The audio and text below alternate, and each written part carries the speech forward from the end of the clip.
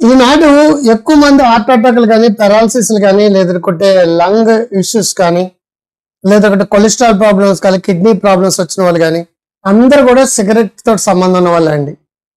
Cigarette అనేది ప్రపంచం మొత్తం మీద భారతదేశంలో సిగరెట్ స్మోకింగ్ అనేది పెరుగుతుందండి. అమెరికాలో మెల్లిమెల్లిగా స్మోకింగ్ అనేది తగ్గుతుంది. ఎందుకంటే సిగరెట్ కాల్చిన వాళ్ళకే కాదండి, సిగరెట్ ఫ్యామిలీ మెంబర్స్ కూడా వస్తుంది. యాక్టివ్ స్మోకింగ్, ప్యాసివ్ స్మోకింగ్ రెండు రకాలు. సిగరెట్ కాల్చారనుకోండి నీకే ప్రాబ్లం, సిగరెట్ వదిలేవనుకోండి పీల్చోడు ప్రాబ్లం. సెకండ్ హ్యాండ్ స్మోకింగ్ అంట, అదే ప్యాసివ్ స్మోకింగ్.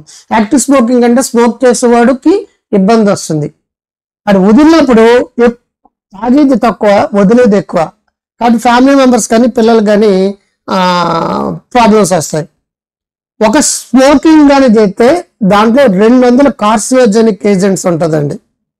ఆల్కహాల్ అంటే ఓన్లీ ఇథాల్ ఆల్కహాల్ ఉంటుంది, స్మోకింగ్ అలా కాదు. సో టొబాకో రిలేటెడ్ కైని కానీ పాన్పరా కానీ జర్దా కానీ స్మోకింగ్ కానీ ఏదైనా సరే క్యాన్సర్ వస్తుందండి, లేదంటే పెరాలసిస్ వస్తుందండి, హార్ట్ అటాక్ వస్తుందండి, కిడ్నీ ప్రాబ్లమ్స్ వస్తుందండి, లంగ్ స్పాయిన్ అవుతుందండి, బాడీలో అన్ని ప్రాబ్లమ్స్ వస్తాయి. సో జగత్ బాబు లాంటి వాళ్ళు 70-80 సిగరెట్లు కాల్చేవారండి. అలాగే చాలా మంది సినిమా వాళ్ళకి కావచ్చు, లేదంటే ఐఏఎస్ ఆఫీసర్లు కావచ్చు, హైకోర్టు జడ్జిలు కావచ్చు, చాలా మంది సిగరెట్లు కాల్చేటప్పుడు 60 లాంటి దగ్గర నుంచి కనీసం 15, అంటే వాళ్ళకి టైం సరిపోయేది కాదు. నేను ఎంతో మందికి ట్రీట్మెంట్లు, కౌన్సిలింగ్స్, థెరపీస్ ఇచ్చి హిప్నోథెరపీ ద్వారా కూడా సిగరెట్లు మానిపించడం జరిగింది. ఇప్పుడు ఆ ట్రీట్మెంట్లతో సంబంధం లేకుండా ఎవరికి వాళ్ళు సిగరెట్లు కాల్చడం మానడం అనేది ఒక పద్ధతి, కిట్ స్మోకింగ్ అంటాం. స్మోకింగ్ నుంచి బయట పడకపోతే స్మోకింగ్ ద్వారా కింగ్ అయిన ఫీలింగ్ వస్తుందండి. కింగ్ కాదండి వాడు కనీసం వాడి దగ్గర బంట్రోత్ కూడా పనిచేయడం, అంత దారుణాతిదారుమైన అనారోగ్య సమస్యలు వస్తాయి సిగరెట్ వల్ల. బాడీ అంతా స్పాయిల్ అయిపోతుంది. బయట రోడ్డు మీద వేస్తే తార్ అంతా కూడా లంగలో ఉంటుంది పిండితేని.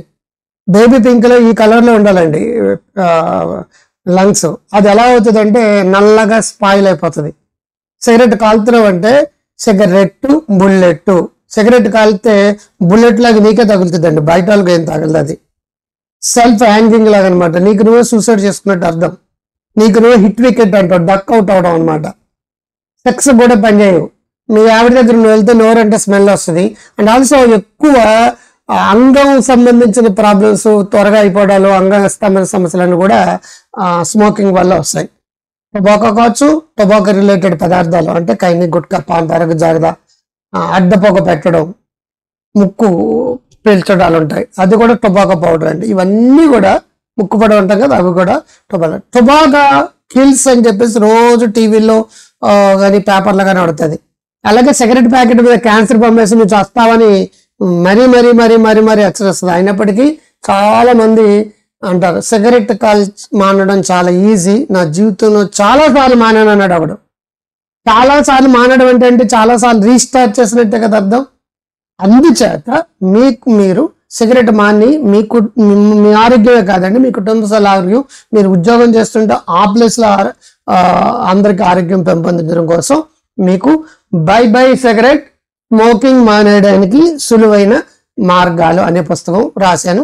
సో ఈ పుస్తకం ద్వారా మీరు వీలైనంత ఆరోగ్యవంతులు అవ్వాలని కోరుకుంటున్నాను.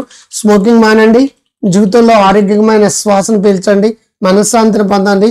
పెరాలసిస్, హార్ట్ అటాక్లు, స్ట్రోకులు, డయాబెటీస్లు, బీపీలు, కిడ్నీ ప్రాబ్లమ్స్, లేదంటే 3 పిల్లల దెబ్బలాట్లు స్మోకింగ్ కారణంగా వస్తే స్మెల్ వస్తుంది. ఇవన్నిటి నుంచి బయటపడడానికి తగిన మార్గాలు అన్నీ కూడా నేను మీకు.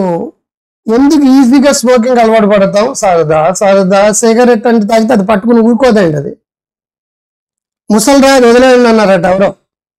నేను ఎప్పుడో వదిలేసాను, అదే నేను వదలడం అన్నారట. స్మోకింగ్ మీద జోకులండి ఇవన్నీ కూడా. ముసలిలో పెట్టడం ఈజీ, ముసలిరా అది వదిలేన్నారు, వీడు వదిలేసాడు కానీ అది వదలడం లేదా ముసలిలాగా అనమాట. స్మోకింగ్ అనేది, స్మోకింగ్ తీసుకోవడం ఎంత సరదాగా ఉంటుందో వదలడం అంత కష్టంగా ఉంటుంది. బెటర్ అంటాం. అలాగే సిగరెట్ మానేయడం చాలా ఈజీ అన్నాడు ఒకడు. అవునా అన్నాడు. నేను 1000 సార్లు మానాను అన్నాడు. అంటే 1000 సార్లు మానాడు అంటే 1000 సార్లు రీస్టార్ట్ చేసినట్టే కదా.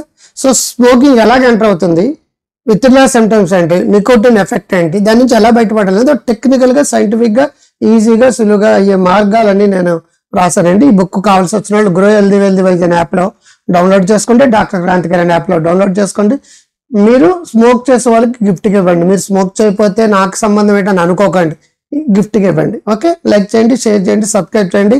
అందరూ ఆరోగ్యంగా ఉండడమే నా డ్యూటీ. మీ అందరూ బాగుండడం కోసం. ఆరోగ్యమే మహాభాగ్యం. By, all the best. I love you all.